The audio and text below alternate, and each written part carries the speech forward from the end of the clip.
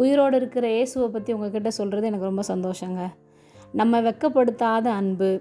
ரோமர் 5ஆம் அதிகாரம் 5வது வசனம். மேலும் நமக்கு அருளப்பட்ட பரிசுத்த ஆவியினாலே தேவ அன்பு நம்முடைய இருதயங்களில் ஊற்றப்பட்டிருக்கிறபடியால் அந்த நம்பிக்கை நம்மை வெட்கப்படுத்தாது. சட்டியில் இருந்தாதான் அகப்பையில் வரும்னு சொல்கிறாங்க. அது மாதிரி தாங்க, பரிசுத்த ஆவியானவர் நமக்குள் கொடுக்கப்பட்டால்தான் நம் இருதயங்களுக்குள்ள தேவ அன்பு ஊற்றப்படும். அந்த அன்பை தான் நாம் மற்றவர்களிடம் செலுத்த முடியும். சும்மா கரண்டியை காட்டினா எல்லாருக்கும் தெரிஞ்சு போயிடும் அங்கே ஒன்றுமே இல்லைன்னு. பரிசுத்த ஆவி வேணும்னு நீங்கள் வாஞ்சிக்கிறீங்களா? நிச்சயமாக அந்த தேவ அன்பு நம்முடைய இருதயத்தில் இருந்து தான் வெளிப்படும்.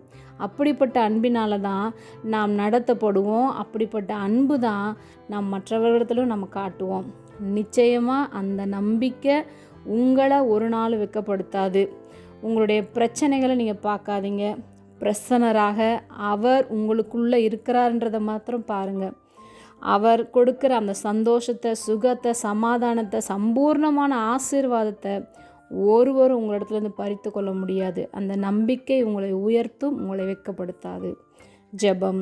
அன்பின் பரம தகப்பனே, எப்பொழுதும் எங்களோடு கூட இருக்கிறவராகவே இருக்கிறவரே, நீர் எங்களுக்காக கொடுத்த பரிசுத்த ஆவிக்காக நாங்கள் நன்றி செலுத்துகிறோம். அந்த தேவ அன்பு எங்களுடைய இருதயங்களில் ஊற்றப்பட்டிருப்பதற்காகவும் நன்றி செலுத்துகிறோம். இயேசுவின் நாமத்தில் பிதாவே, ஆமென்.